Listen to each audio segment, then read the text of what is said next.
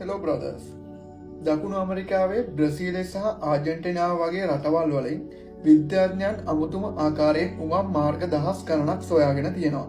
මේවා මිනිසුන් විසින් හැරුව ඒවනන් නෙමේ. වසර දහස් ගණනකට පෙර අයිසුගේ ජීවත් වූ ජයන්ට් ග්‍රවුන්ඩ් ස්ලොත් නම් අති දැවැන්ත සතුන් විසින් තමා මේවා නිර්මාණය කර ඇත්තේ.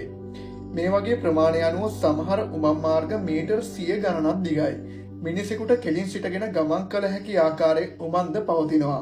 ඒ වගේම මෙම උමම් බිත්තිවල අදටත් අලියෙකුගේ තරම් විශාල සතුන්ගේ නියපොතු පාරවල් ඉතා පැහැදිලිව දැක ගන්න හම්බෙනවා. මේවා හුදෙක් ගමන් කිරීමට නොව අධික සීතලෙන් සහ සතුරන්ගෙන් ආරක්ෂා වීමට මෙම සතුන් විසින් හැරූ සූක්ෂම නිවහනක් ලෙස විද්‍යාඥයන් හඳුන්වනවා. ඉතින් මේ ස්වභාව ධර්මයේ ඇති තවත් එක පුදුම කාරණයක් නෙවෙයි. අපේ පෘථිවියේ විසු දැවැන්ත සතුන් පරිසරය තමන්ට අවශ්‍ය වන පරිදි වෙනස් කරගත් ආකාරය පෙන්වන හොඳම සාක්ෂියක්. See you. කුරුමිට්ටාව ෆලෝ කරන්නත් අමතක් කරන්න එපා.